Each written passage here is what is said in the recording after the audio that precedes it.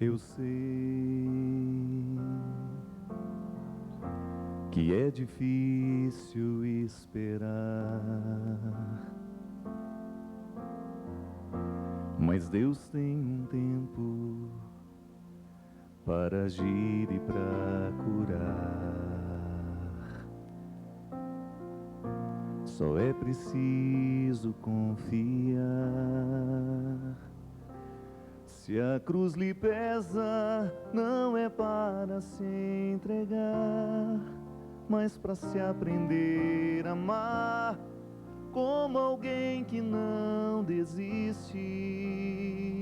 A dor faz parte do cultivo desta fé, pois só sabe o que se quer quem luta para conseguir ser feliz. Não desista do amor, não desista de amar, não se entregue à dor, porque ela um dia vai passar. Se a cruz lhe pesou e quer se entregar, tal como o sirineu, Cristo vai lhe ajudar.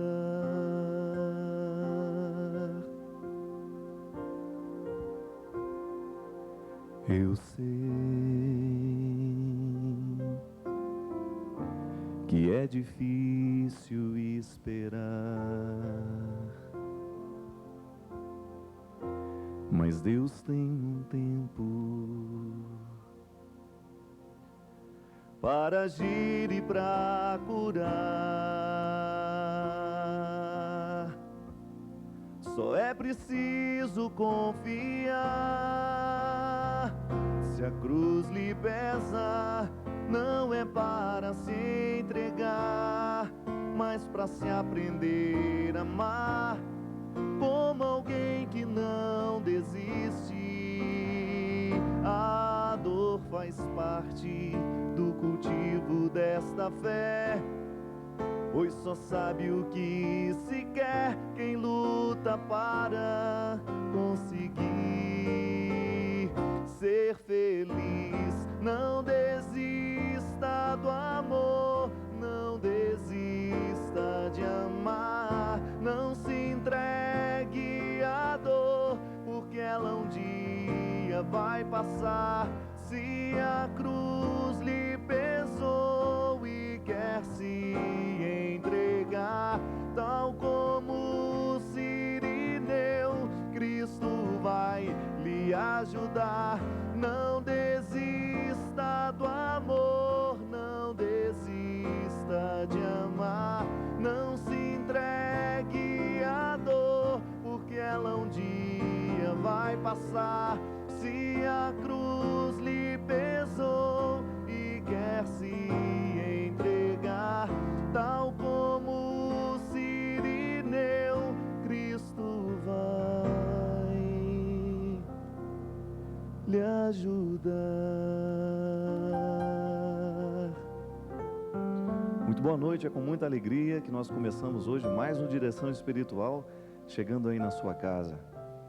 Hoje, através dessa verdade, muitas vezes tão difícil de ser compreendida.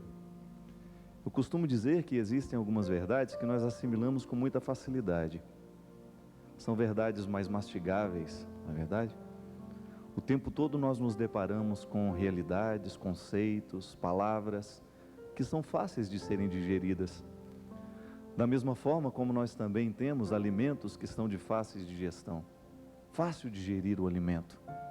Cai no estômago e daqui a pouco você já está com fome de novo, porque é de rápida absorção. E existem palavras e situações, conselhos, verdades, que são semelhantes àqueles alimentos fibrosos que o nosso organismo gasta mais tempo para digerir. Mas é aí que está a grande diferença. Alimentos refinados, que são de rápida absorção, matam a fome por pouco tempo. Em breve espaço, depois de ter sido ingerido, você já percebe que precisa comer de novo, porque ficou mal alimentado. Ao contrário, Os alimentos que são mais fibrosos, que dão mais trabalho ao organismo, eles facilitam aquilo que nós chamamos de saúde, facilita a vida saudável por uma razão muito simples. São alimentos que demoram um pouco mais dentro de nós. Demoram para ser liberados dentro da corrente sanguínea. E tudo aquilo que é mais lento, corre o risco de ser mais eficaz. Porque demora. Porque faz parte de um processo mais lento que vai nos nutrindo aos poucos. Essa canção que canto para vocês no início do programa, você já deve saber, foi feita por um grande amigo meu no momento de morrer. Não foi no momento fácil da vida. Não foi no momento em que as coisas iam todos muito bem. Não. Foi no momento de extrema dificuldade. No momento em que a vida era essa verdade, essa realidade difícil de ser digerida. E mesmo assim, estando num momento de difícil situação, de realidade penosa, ele conseguiu morrer dizendo isso: não desista do amor, não desista de amar. Verdade que requer tempo para aprender. Isso é o cristianismo. O centro do cristianismo está justamente em nós conseguirmos estabelecer a sincronia dessas duas realidades, dor e alegria. Uma prepara a outra? Acredito que sim. Uma pessoa é realmente feliz à medida em que ela soube sofrer pelas causas que ela ama. A alegria pode ser até muito temporária, assim como o alimento refinado, mas ela pode ser também demorada. E geralmente ela é mais demorada quando ela foi preparada no momento do sofrimento. E sofrimento não é insatisfação, não é o mesmo que estar insatisfeito. Sofrer por uma causa não significa que nós estejamos insatisfeitos, mesmo porque existem alguns projetos que exigem de nós um preparo, e a gente sabe que para chegar àquele resultado, nós teremos que demorar naquelas situações, para que depois nós tenhamos, de fato, a alegria do resultado. Existem pessoas que são especialistas em descobrir a sabedoria que está naquilo que demora. Existem pessoas que são especialistas em descobrir aquilo que está velado pela pressa. E muitas vezes, na pressa de querer que o sofrimento vá embora, nós perdemos de vista a redenção que ele pode nos trazer. Certamente o Calvário de Jesus foi um processo doloroso e lento. Processo doloroso e lento porque ele sabia que teria que viver cada instante daquela subida. Porque Jesus, como verdadeiro homem, na expressão de Pilatos, eis o homem, ele vem justamente para nos substituir aquele modelo antigo de homem que está na figura de Adão, fazendo a ponte bonita que o cristianismo o tempo todo nos propõe. Pode ser que hoje você esteja vivendo as condenações adâmicas, as condenações que são referentes à sua herança de Adão. E aí, do outro lado da ponte está o Cristo, verdadeiro homem, verdadeiro Deus, que soube viver a sua humanidade de maneira tão aperfeiçoada, que soube viver a sua humanidade de maneira tão intensa, que fez da sua última experiência vivida e existencial subir pelo Calvário afora, para que nós pudéssemos entender que no processo de subir o Calvário da vida, há sempre uma ressurreição sendo preparada. Dizem que a cigarra, para poder cantar no intervalo de um dia, precisa ficar sepultada durante 1 ano debaixo da terra. O que é um dia diante de 1 ano? Quase nada, não é verdade? Mas se a alegria é intensa, e se aquilo que nós vivemos de fato é profundo, valeu muito mais do que 1 ano todo de espera. Nós sabemos o que isso significa. Sabemos o que isso significa no momento em que nós nos deixamos levar pela sabedoria da vida, que nos conduz sempre ao melhor resultado, desde que a gente saiba viver o tempo do preparo. Esse é um programa que ajuda a gente a preparar. Esse é um programa que quer ser na sua vida uma palavra que lhe desperte para aquilo que você precisa preparar. O que hoje você precisa demorar na sua vida? O que hoje não combina com pressa? O que hoje na sua história carece que você debruce com calma? O que hoje precisa ser olhado devagar? Muitas vezes nós olhamos depressa demais para as coisas. Muitas vezes nós olhamos depressa demais para as pessoas e a gente corre o risco de ver apenas a aparência. Um quadro só tem valor à medida em que ele, por ele mesmo, traz na sua pintura a genialidade do artista. Pode ser um quadro michuru que você coloca uma moldura requintadíssima, continua sendo um quadro michuruco. E pode ser uma obra valiosíssima, se você coloca uma moldura muito simplesinha, não importa. O que faz o quadro ser o que é aquilo que ele tem impregnado da genialidade daquele que o criou. E você é assim. Você é uma pintura preciosa, que muitas vezes escolhe a moldura errada. E muitas vezes as pessoas olham para você e só enxergam a moldura. Mas você é muito mais que isso. Você é muito mais que uma moldura. E você pode, porventura, por ocasião do destino, da situação, ter errado na moldura que você escolheu. Pode ser que você, durante algum tempo da sua vida, tenha vivido com a moldura errada. E então as pessoas olhavam para você e só viam a moldura e não tinham condições de enxergar um pouquinho da pintura que você é. É um momento que nós cavamos infelicidades, é um momento em que a gente deixa de ser a gente mesmo para a gente se transformar numa fachada. Mas você não nasceu para ser uma fachada, eu não nasci para ser uma fachada. A moldura que hoje escolhemos é um mero detalhe daquilo que somos. E não desistir é a gente chegar à conclusão de que a gente usou a moldura errada, mas nem por isso eu estou condenado a ser sepultado com ela. Nem por isso eu estou condenado a viver eternamente com essa moldura errada que um dia colocaram em mim ou que eu permiti colocar. Esse é um programa que também costuma arrancar molduras. Esse é um programa que também costuma falar de arrancar máscaras, abandonar papéis, porque o cristianismo é um convite à autenticidade, é um convite à felicidade, e ninguém pode ser feliz não sendo ele mesmo. O que Jesus chamava, o que Jesus convidava a estar do lado dele, era sempre alguém que tivesse condições de chegar àquilo que ele era.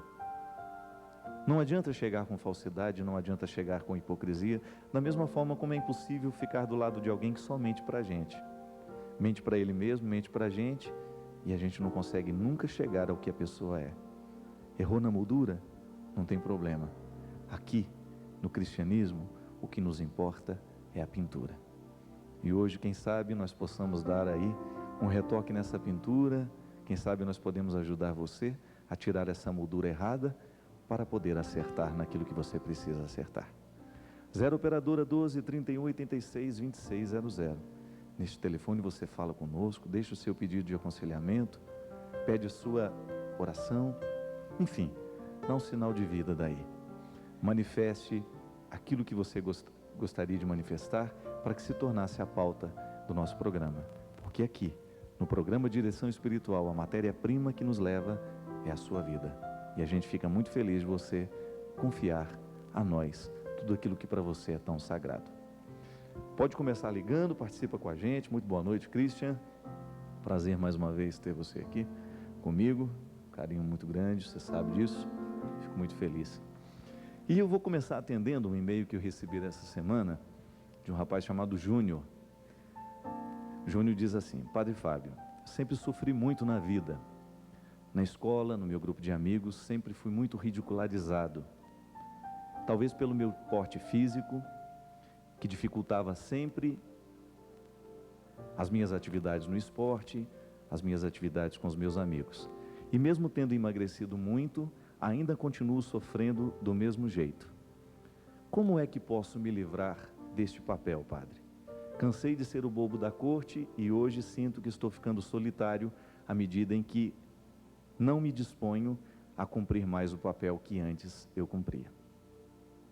Gente, o que é interessante no questionamento do Júnior, isso vale para muita gente, é o seguinte: todas as vezes que nós estabelecemos relações sociais, a gente acaba distribuindo papéis, né? A gente acaba exercendo um papel e os outros que estão do nosso lado, assim como o Júnior fez o papel de bobo da corte, fez com que ele criasse dentro dele esse personagem e o levasse adiante. Por quê?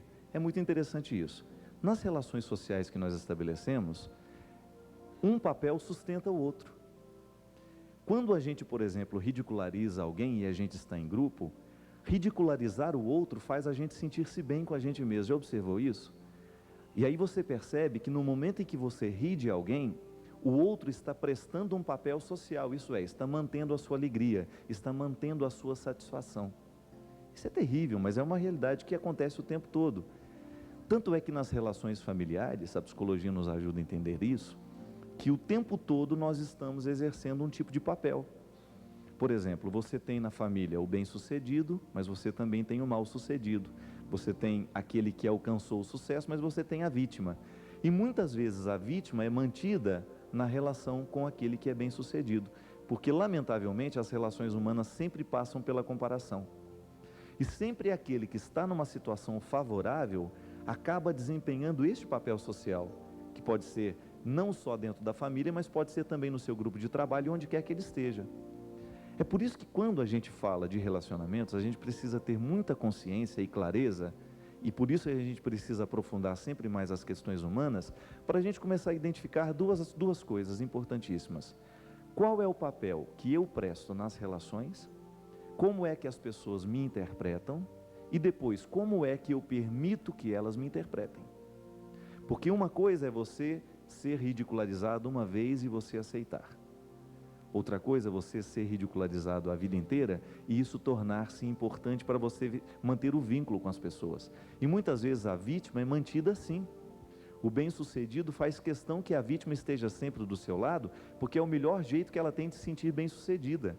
Como é que uma pessoa vai se sentir bem-sucedida se ela não estiver se comparando com alguém? Não é verdade? E às vezes essa comparação, ela acontece o tempo todo e a gente não percebe que está acontecendo. Dentro de casa, por exemplo, Júnior, não é só na sua relação com seus com seus amigos, o tempo todo você também presta um papel social. Agora, meu amigo, você precisa tomar cuidado, porque você é que está permitindo que esse personagem vá adiante. E é você que o criou e é você que terá que destruí-lo. Não são os seus amigos que vão mudar em relação a você, mas é você que tem que mudar, primeiro, diante de você mesmo. Como é que você se interpreta? Porque se alguém um dia achou que você era o bobo da corte, porque você era o mais gordinho, mais engraçado, mais isso, mais aquilo, hoje você precisa começar a identificar dentro de você que já passou essa época, que você não tem que levar esse fardo adiante. Isso acontece muito dentro das nossas casas, dos nossos grupos, quando você percebe que uma pessoa tornou-se prisioneira daquilo que ela permitiu que os outros fizessem dela. E é pavoroso isso, pavoroso. Lembro-me que eu me encontrei com a Edna, lá de Vitória, e ela trabalha justamente com uma terapia sistêmica, e ela estava me explicando justamente isso, Edneia ou Edna, agora eu não me lembro, que ela estava dizendo que nas relações familiares, muitas vezes o nosso irmão fracassado, ele é mantido por nós que somos bem-sucedidos, porque no momento em que nós alimentamos a relação de dependência, então eu cuido dele o tempo todo, eu dou tudo aquilo que ele não tem, eu faço de tudo para que ele se sinta um pouquinho melhor naquele fracasso que ele está vivendo, eu acabo mantendo-o no fracasso. E é por isso, aí a gente entende um pouquinho aquilo que a gente diz, que pai que fica bajulando demais os filhos, dando tudo o que eles querem, protegendo-os da vida. Uma coisa é você educar para a vida e para a coragem, outra coisa é você proteger o filho o tempo todo, impedindo que ele cresça. O que você faz é justamente isso, você cria já um filho fracassado, porque você não o prepara para as dificuldades da vida. Então fica aquela relação de criar dentro do filho um personagem, que é o filho que você queria ter, um filho sempre preso a você, um filho sempre dependente, e não é para isso que a gente tem que educar os filhos da gente. A gente tem que tomar muito cuidado para a gente identificar qual é o papel social que nós estamos exercendo dentro de casa e fora de casa. Isso é uma questão de conduta, de você descobrir se aquilo que você vive, de fato, é o mais honesto que você pode viver. Ninguém nasceu para ser bobo da corte. E nós, muito facilmente, elegemos esses bobos da corte, né? Porque a gente precisa deles. A gente precisa de ter sempre o ridículo do nosso lado. E aí a gente tem que tomar um cuidado. Inclusive, gente, dentro do seminário isso é muito comum. É o lugar onde a gente é educado, posso dizer, porque vivi a vida toda no seminário. A gente corre o risco de ter sempre aquele mais bobinho, que todo mundo faz de mais bobinho e vai ficando mais bobinho, mais bobinho, mais bobinho. O tempo passa e ele não aprende a não ser outra coisa senão não ser o mais bobinho. É um crime que a gente comete com eles, porque quando a gente permite que uma pessoa esteja cumprindo esse papel, é aquele bonzinho que todo mundo faz dele o que quer, Não significa que a gente vai extrair a bondade dele, não, e retirar, não seja mal agora, não, não é isso. Significa que nós vamos dizer e lutar para que ninguém seja limitado a ser apenas este bobinho. Não, é disponível, mas também não será bobo de todos, né? É aquele que vai estar sempre disponível, mas então vamos descobrir um jeito de fazê-lo crescer a partir dessa disponibilidade, para que isso não se torne um fardo para ele com o tempo. Isso é muito natural acontecer. Então, Júnior, realmente você precisa tomar consciência daquilo que você permitiu que os outros fizessem com você. E não é esperar que os outros mudem não, meu filho. Ninguém vai mudar, tá bom? O papel que você exerceu já está decorado por eles. Quem tem que mudar o roteiro do filme e da história é você. Porque na sua vida, quem manda, quem é o diretor, quem é o escritor, o roteirista, é você. Os outros só obedecem o que você escreve. Padre Fábio, estava assistindo ontem um programa da tarde e a convidada dizia que praga pega. Posso acreditar nisso? Pelo amor de Deus. Com todo respeito aos programas da tarde, inclusive hoje temos aqui a Solange Moraes, queria que você mostrasse, a apresentadora da TV Bandeirantes, que está conosco aqui, pessoa muito querida, que apresenta junto com meu amigo Nicolini o programa Falando Nisso, onde eu tenho uma participação também todas as quartas-feiras. A Solange é uma apresentadora, uma jornalista de muito talento, que eu admiro muito, e ela tem um programa de qualidade toda tarde pela TV Bandeirantes. Casualmente, eu vi essa história aqui também, acho que foi anteontem esse negócio aqui. A mulher não só falava que praga pega, gente, como ela dava toda uma receita de como expulsar a praga. E tinha mais um negócio mais ou menos assim: corta um tomate em cruz, pega um limão, corta o limão em cruz, pois parece que tinha que ferver numa cachaça, esses benditos do limão e do tomate. Depois você tinha que misturar num líquido azul, uma coisa assim. E aí depois ia para a beirada no cemitério e jogava o negócio lá e bebia um pouco daquilo, e mais ou menos isso. Veja bem, isso é absolutamente, né, é um atentado contra a nossa inteligência, né? Me desculpe as pessoas que creem nisso. Eu quero dar uma explicação muito simples daquilo que eu considero praga. Onde é que está a praga? A praga está naquilo que você permite. A praga, a maldição, que é um termo muito próprio do cristianismo, né? O que é a maldição? Uma realidade que você permite que permaneça em você. Então, estar amaldiçoado é você estar sob o poder de uma realidade que você permite que continue. Então, preguiça é uma forma de maldição. Como é que você se livra da maldição da preguiça? Se exercitando para livrar-se da preguiça. Não tem outro jeito, não tem fórmula mágica. Não tem oração para você ficar menos preguiçoso. Da mesma forma como não tem oração para ficar mais bonito, né? Gente feia para rezar, para ficar mais bonito. Não tem jeito, é um esforço pessoal para melhorar. Isso sim acontece. A origem da praga, da maldição, está na palavra. Tanto é que a mulher lá dizia: praga de mãe pega. O que é uma praga de mãe? É uma palavra que de repente a mãe disse lá, no momento de fúria, no momento que estava brava, ela disse alguma coisa e o filho encucou com aquilo, ficou dentro. Eu já disse isso aqui várias vezes, nas minhas aulas de hermenêutica eu sempre dizia isso na faculdade. Uma palavra dura o tempo que a gente deixa. Uma palavra tem a duração, o tempo que a gente permite. Por exemplo, o Christian está tocando ali agora. Christian, faça uma nota curta, depois faça uma longa. Curta essa. Faça uma nota longa. Pronto. Você que está tocando é que determina quanto tempo vai durar a nota, não é isso? Pronto. A palavra é a mesma coisa. Ouviu aquela palavra? Por exemplo, hoje você estava no trânsito, de repente você fez uma coisa errada ali, e alguém gritou uma coisa para você e te magoou profundamente. Xingou sua mãe, por exemplo. E às vezes essas coisas nos magoam mesmo. Aquela palavra demora dentro de você ou não? Por exemplo, teve uma discussão, alguém lhe ofendeu terrivelmente. Você está levando para casa essa montoeira de palavras que estão registradas na sua memória, na sua emoção, na sua razão, enfim, em você. Você é que vai dizer quanto tempo essa palavra vai demorar, da mesma forma como o Cristo determina quanto tempo dura a nota. Certo? Uma palavra que foi de maldição, por exemplo, uma palavra maldita, porque tem a palavra que bendiz, tem a palavra que maldiz. Essa palavra que gera praga, isso é, que gera destruição, porque a praga só vem para destruir, né? O que é a praga na lavoura, por exemplo? A praga destrói a árvore, naturalmente destrói o fruto. Dentro de nós existe uma série de palavras que foram ditas ao longo da vida que a gente acreditou ou não. Nós somos todos traumatizados, por exemplo, no processo escolar. Em algum momento alguém nos chamou de burro, em algum momento alguém nos chamou de ignorante, e pode ser que a gente tenha registrado aquilo dentro de nós como uma informação que a gente acreditou. E por mais inteligente que a gente seja, sempre vai ficar no inconsciente registrado aquilo. Eu sou burro, eu sou burro, eu sou burro, eu não posso, eu não consigo, eu não sei.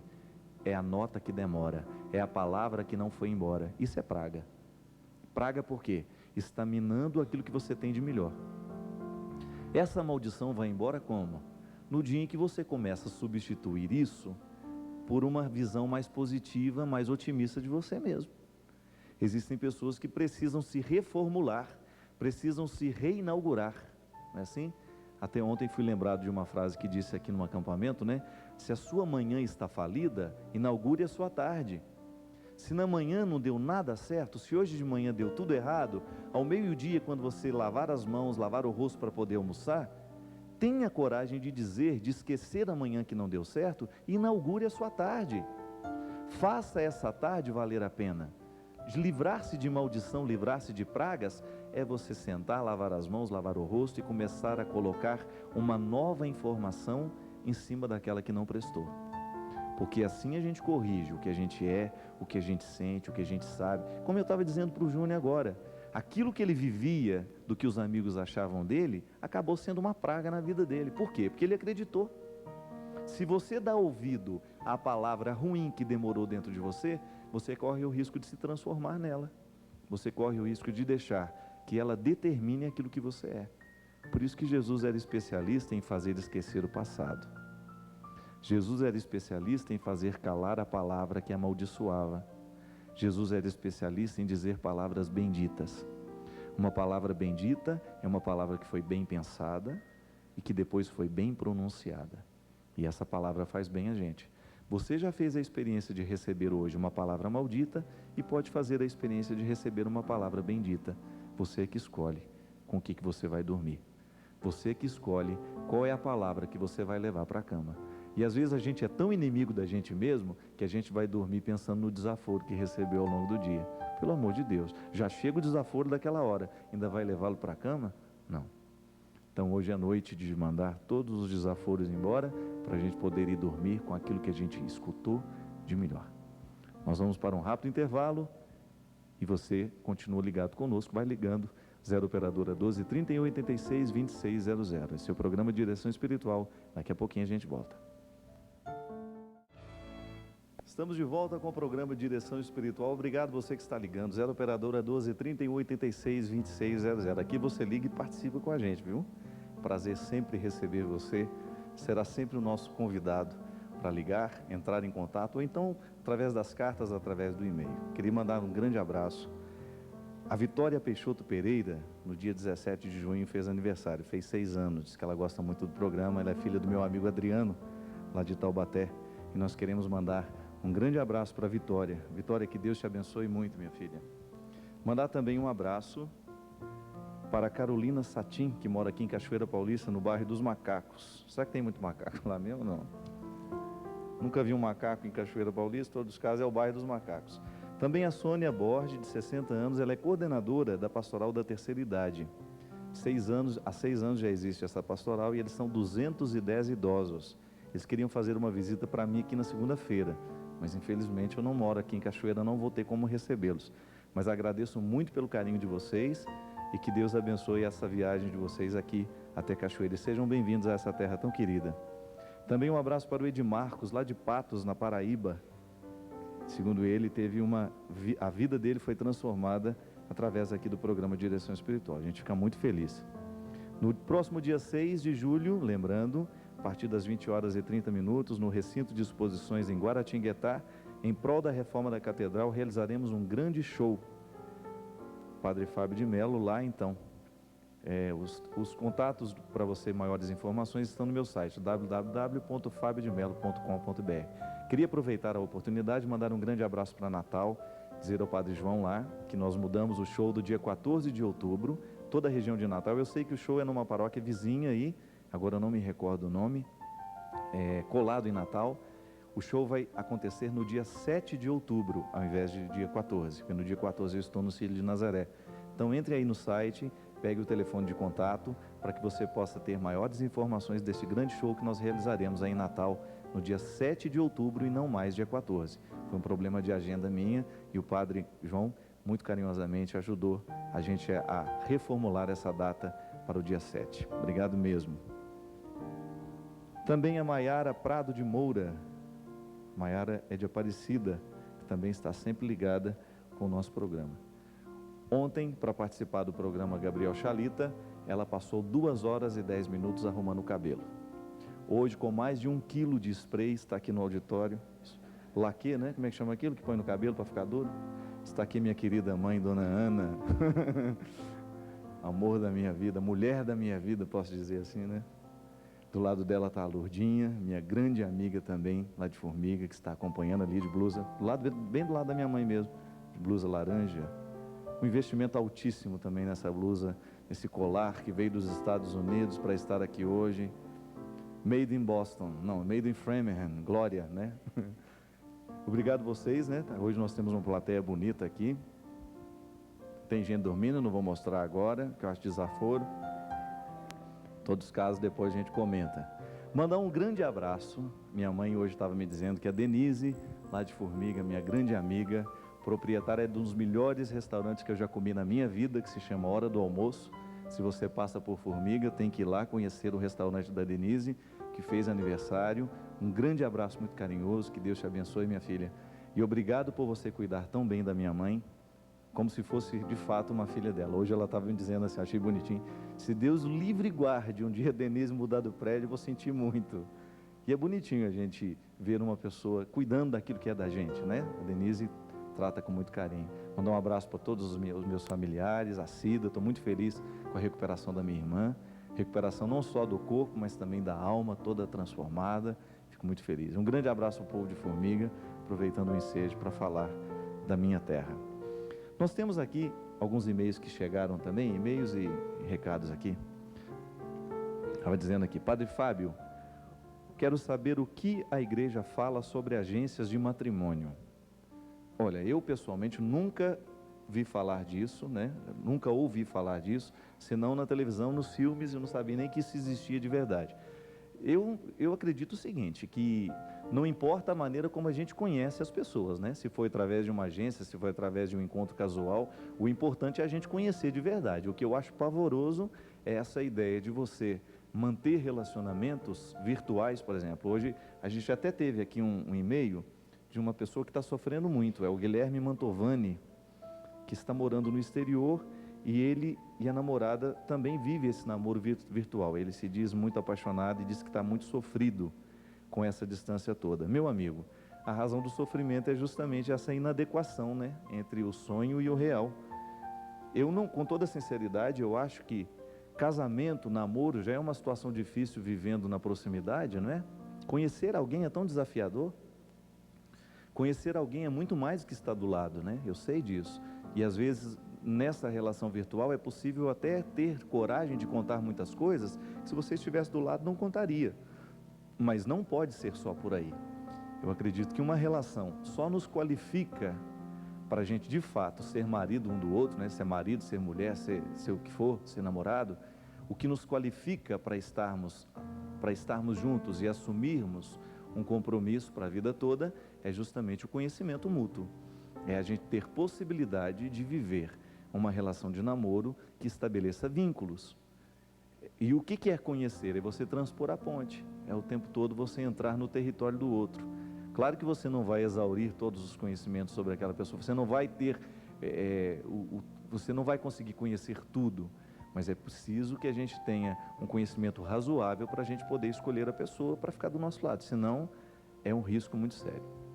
Temos uma participação especial pelo telefone, Daniel de Ponte Nova. Boa noite, Daniel. Boa noite, padre. Tudo bem, meu filho? A sua bênção. Deus abençoe. Ô, padre, eu tenho 2 anos que eu estou tratando de um câncer. 11 cânceres, tumores que eu já tirei. 2 na perna, 8 nos pulmões. E às vezes eu me contesto um pouco, porque a minha fé abala, está um pouco abalada. E eu queria ter aquela fé daquele cego que gritou: Jesus, filho de Davi, tem de misericórdia de mim. E Jesus curou ele através da fé. Se é normal eu ter essa culpa de não ter não conseguir ter, não sentir essa fé. Entendo, meu filho. E você, hoje, como é que está a sua situação hoje? Hoje eu tô com mais 2 tumores na perna, na mesma perna que começou. Sei. Quantos anos você tem, Daniel? 26. E o que você considera fé? Ai, Padre, eu te falo que eu me entreguei de corpo e alma a Jesus. Creio, sei que Ele me ama, sei tudo isso. Mas, igual eu te falo, eu lendo a palavra, eu vejo que quem salvou aquele cego, quem curou ele foi a fé, entende? Entendo. E eu tento buscar da maior forma possível a minha fé, entendeu? Eu queria ter aquela mesma fé daquele cego. Aí, Daniel, aí a gente precisa fazer uma diferença muito difícil, às vezes, porque é muito tênue, né? A fé que gera o resultado e a fé que gera coragem. Quando a gente tem uma fé que nos projeta para um resultado que a gente quer, nem sempre é fé. Nem sempre, e eu sempre digo isso. Quando rezo, você quando reza, Daniel, a gente sempre corre o risco de pedir a Deus o que a gente quer. Mas muitas vezes o que a gente quer está muito à flor da pele, é muito fácil identificar o que a gente quer na vida. Agora, o que a gente de fato precisa, né? E nem sempre o nosso pedido a Deus é sobre aquilo que a gente precisa. Eu pessoalmente, meu filho, eu sei o tanto que o câncer é doloroso e eu te confesso que se eu tivesse algum poder extraordinário, eu retiraria o seu câncer. Fundo do meu coração. Te ouvindo aqui apenas em menos de 1 minuto, eu já me sinto assim extremamente desejoso de ter o poder de curar a sua vida, sabe? Só que eu não posso não. Eu ainda não sei, eu ainda não mergulhei nesses mistérios e não tenho condições de curar ninguém. Agora eu fico pensando, sabe, Daniel, que existem tantas coisas bonitas a serem curadas dentro de nós nesse processo, né? E eu ouso até lhe dizer que eu tenho certeza que você está sendo curado de tantas outras coisas mais difíceis que o câncer. Porque o câncer é muito à flor da pele, a gente vê. Outro dia, Daniel, eu encontrei uma menina, outro dia não, já tem muito tempo. Ela era cheia de defeitos físicos, muitos defeitos. Ela não tinha nenhum atrativo físico, porque ela era toda desarmônica. Ela era toda atrofiada. E na hora que ela me abraçou, ela me disse assim: Padre, não se assuste e nem pense que sou uma pessoa infeliz. Ao contrário, eu sou muito feliz porque todos os meus defeitos, a maioria, os grandes defeitos que eu tenho, todo mundo pode ver. Aquilo mudou muito o meu jeito de pensar muitas coisas, sabe, Daniel? Porque eu fico pensando o tanto que muitas vezes a vida ela vai acontecendo dentro de nós e a gente vai se acostumando com aqueles cânceres que não matam, cânceres horrorosos que a gente pode trazer dentro do nosso jeito de ser, dentro do nosso coração, que vão sendo curados aos poucos à medida em que a gente agoniza no processo do corpo. Eu digo para você, meu filho, que o maior desafio que você tem pela frente nem é o seu câncer, não, mas é você descobrir até mesmo o significado de tudo isso. O significado de tudo isso é o mais importante para você hoje. E isso você pode chamar de fé. Você saber fazer a transposição do que você quer para aquilo que você precisa. Você ser capaz de viver a sua realidade hoje de maneira heróica, corajosa, assim como você sabe, percebo que você está vivendo. Porque um rapaz de 26 anos, passar por tudo que você está passando e ainda ter essa disposição de ter fé, você pode ter certeza que você já tem uma fé infinitamente superior à minha até. Porque você ainda cultiva, você ainda apesar de esbarrar nos limites da precariedade humana, desse físico que some, que acaba, que envelhece, que morre, você ainda está procurando um significado a mais. Pode ter certeza, meu filho, que você, a partir desse momento que você nos confessa sua dor, seu sofrimento, você ganha um monte de amigos por esse Brasil afora, que vai se recordar ao longo dessa semana de um rapaz que chama Daniel, que mora em Ponte Nova, Minas Gerais, que sofre, que luta nesse momento de dificuldade, né? Você pode ter certeza que hoje você está se unindo, você está se tornando amigo de muita gente que acompanha esse programa, e até mesmo com sua palavra, com seu testemunho, com seu desejo de ter mais fé ainda do que você já tem, você mexe com o coração de muita gente que está plenamente saudável, sem condições de acreditar em nada. Ontem eu estava dizendo isso, Daniel, porque meu amigo, ele foi vencido pela batalha. Torço para que você não seja vencido mesmo, viu? Mas ele foi. E eu disse que a música que a gente começou cantando nesse programa, Não Desista do Amor, ela serve para aqueles que já desistiram, ela serve para aqueles que precisam reacreditar, serve para aqueles que estão doentes, mas ela serve muito mais para aqueles que estão desistindo sem razão. Você teria 1000 razões para desistir e você não desiste. Muito pelo contrário, você ainda quer uma fé maior. Não só para ser curado não, meu filho. É para você suportar o próprio momento da existência que já não é fácil. Eu sei que não é fácil. E você pode ter certeza que sua palavra, seu testemunho, se torna um registro na história desse programa, viu? Porque você entra na vida de muita gente. Você torna bendita a noite de muita gente. Você pode ter certeza que o seu câncer hoje, o seu testemunho, sua palavra, ele abençoa muita gente. Apesar de para você ser um sofrimento tão doloroso, ele neste momento, ele toca o coração de muita gente e faz muita gente ser curada, não do câncer que você tem, mas muitas vezes daquilo que é tão injusto, tão mesquinho dentro de nós, que quando a gente escuta uma voz sua, aí mesclada de sofrimento, de coragem, alguma coisa muda dentro de nós. Que Deus te abençoe, meu filho, e te dê muita força, muita luta neste momento da sua vida, tá bom? Sinta-se abraçado por todos nós aqui da Canção Nova e por todas as pessoas que acompanham o programa Direção Espiritual. O Anderson, de Cachoeira Paulista, me diz assim: Padre Fábio, se a igreja vive sempre dizendo o que devemos fazer, o que não devemos fazer, o que é bom para nós, o que não é, onde fica o nosso livre-arbítrio? Em escolher, meu filho.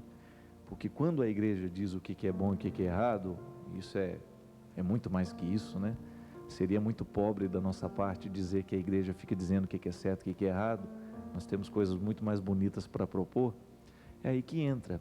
Porque o que é o livre-arbítrio? É a capacidade de escolher entre uma realidade e outra.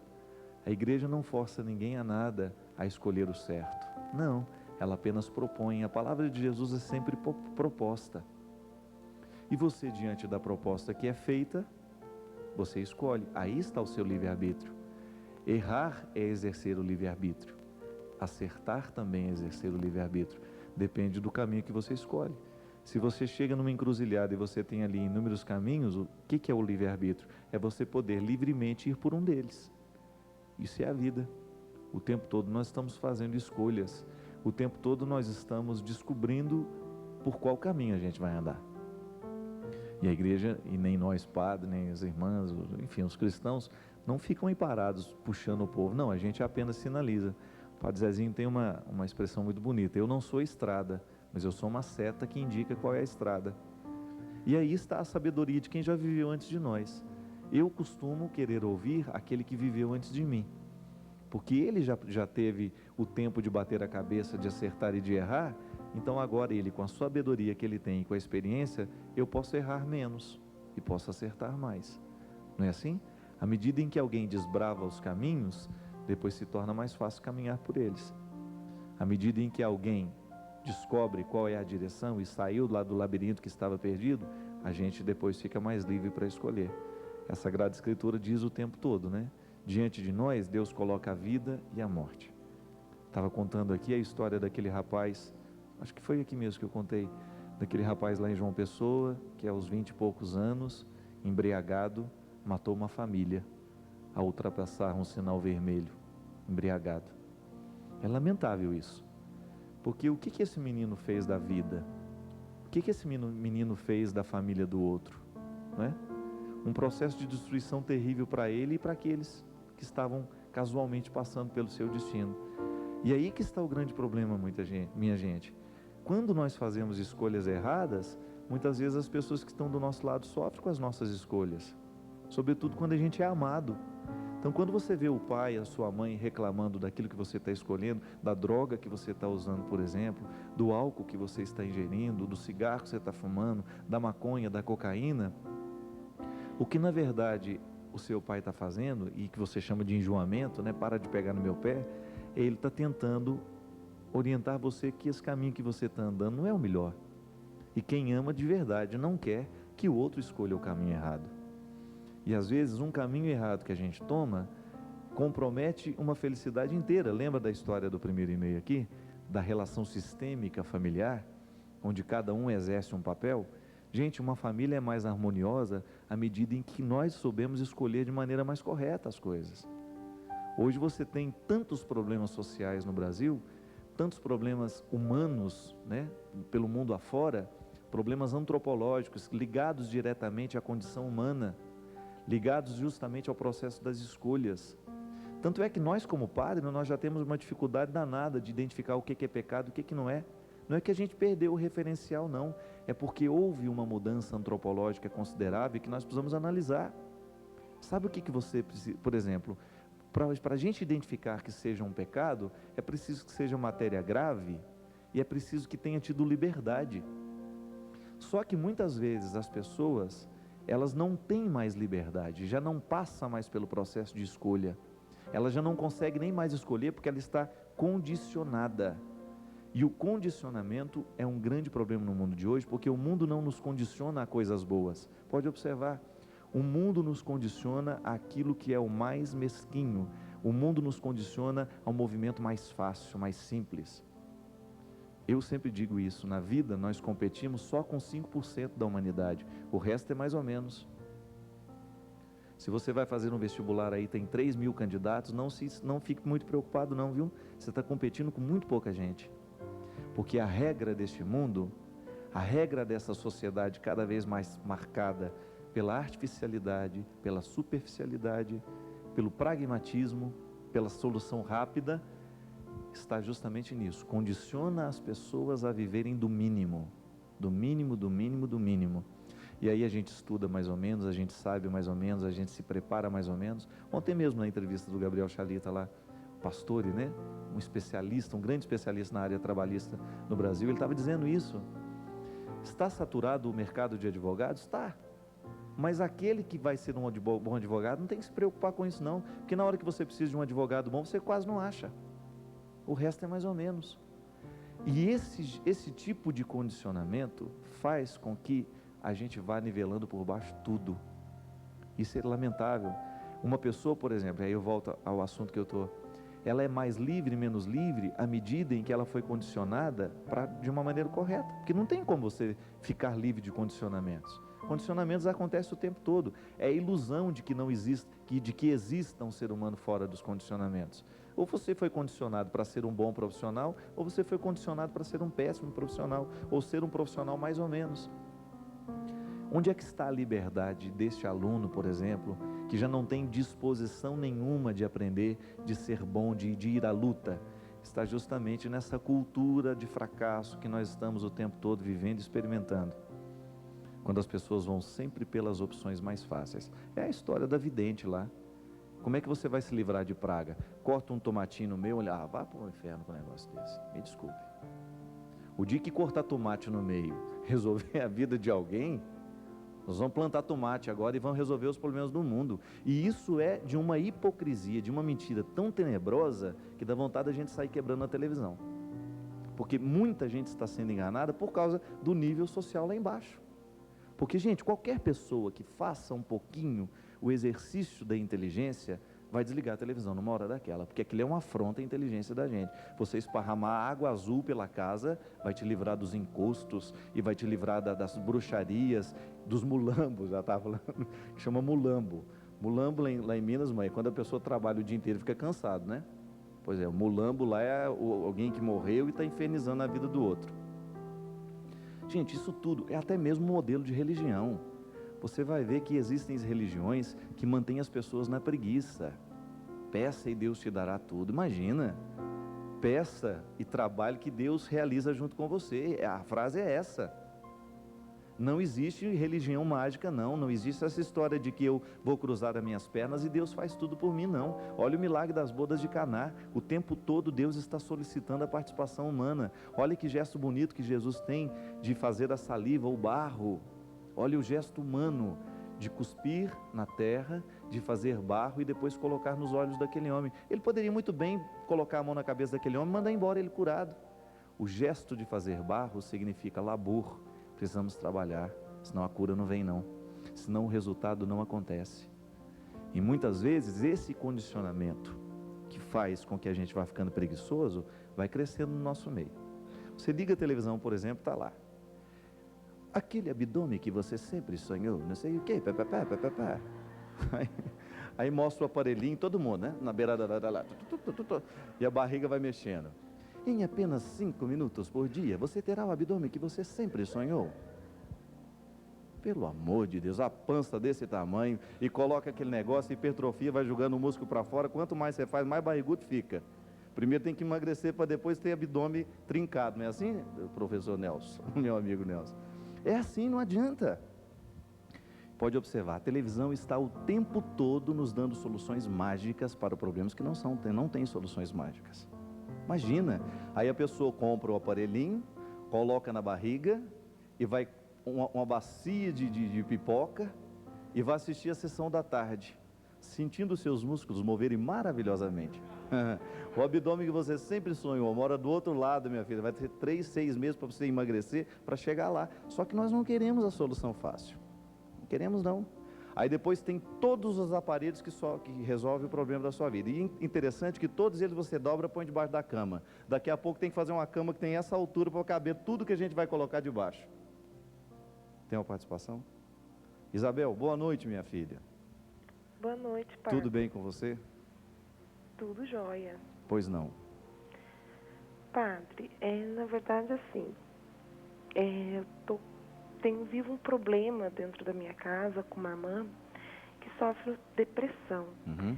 E a depressão que ela vem sofrendo hoje chegou a um ponto que, assim, nós somos uma família grande, que ela mexeu com a vida de todos os irmãos que são casados, Certo. os que moram em casa, na verdade, eu que moro em casa, e eu sinto assim que os meus pais, e até mesmo eu, sinceridade, padre, eu já não consigo mais ter paciência para conviver com a doença dela, por mais que eu tenha consciência que as atitudes dela são decorrentes da doença, mas eu não tenho a paciência e o amor, eu acho que talvez seja a palavra correta, para conviver com a doença da minha irmã. Mas ela está em tratamento já? É uma depressão que chegou ao ponto assim, de o psiquiatra vinha aconselhar meus pais a internar, mas meus pais jamais. E ela já está em tratamento, então? Chegar a esse ponto de estarem internando, porque é a irmã mais velha, e a minha mãe e o meu pai já são pessoas já bem de idade. E, na verdade, assim, a questão não é tanto, assim, é claro, eu me preocupo, sim, com a saúde e o bem-estar da minha irmã e quero que ela saia dessa situação. Mas a minha atitude diante da doença dela, eu não consigo mais, eu não sei mais ter paciência e conseguir entender todo esse processo que ela vive, até porque desde que eu me entendo por gente, eu tenho 27 anos, ela nunca falou comigo, ela é minha madrinha de batismo, por sinal, e ela parece que a sensação que eu tenho é isso que você estava falando no começo do programa, que tudo de errado que acontece na minha vida é por conta das maldições que ela pregam, por conta das... sabe assim, e é engraçado que esse ano, graças a Deus, vem acontecendo tanta coisa boa na minha vida, mas parece que a vida dela não ser uma vida coerente, uma vida ativa, uma pessoa que trabalha, que corre atrás das coisas, pesam para que as pequenas coisas ruins que acontecem na minha vida se tornem de uma proporção muito grande. Na verdade, assim, eu acabo colocando todos os problemas da minha vida em decorrência aos problemas, a doença dela, porque eu acho que a doença dela acaba sendo, sabe, o que atrapalha a minha vida. Então, aí, Isabel, aí que está o grande problema e o grande desafio que você tem pela vida. Primeiramente, alivie seu coração, minha filha. Parentesco não significa a mesma coisa que vínculo, viu? Muitas vezes nós podemos ser parente de alguém e não sentir vínculo com ela. Então não tenha medo de reconhecer isso para você. Reconhecer isso é um bom passo de você criar vínculo com ela. Primeira coisa, tire essa visão romântica de que os irmãos todos se amam e que vão amar a vida inteira. Isso é mentira. A gente ama à medida que a gente tem vínculo. E pode ser que seja meu irmão e eu não tenha vínculo com ele. Pode ser que seja sua irmã e você não tenha vínculo com ela. Isso é uma questão que cada um, na sua história particular de vida, sabe. Isso é uma coisa que precisa ser curada dentro de cada um de nós e ser resolvida. Primeiro aspecto, esse que eu te digo. Se você sente que não tem vínculo com ela, é apenas parente, então aí que você precisa fazer a sua busca. Lembra do último programa que a gente dizia que as cruzadas eram movimentos que iam em direção daquilo que era sagrado, era resgatar o que era sagrado.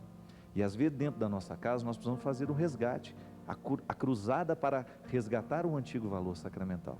Primeiro aspecto, começar a trabalhar o vínculo com a sua irmã, porque enquanto você não tiver vínculo com ela, você não vai suportá-la. Porque ela está doente, ela está fragilizada, você se sente na responsabilidade de amar, mas não consegue amar.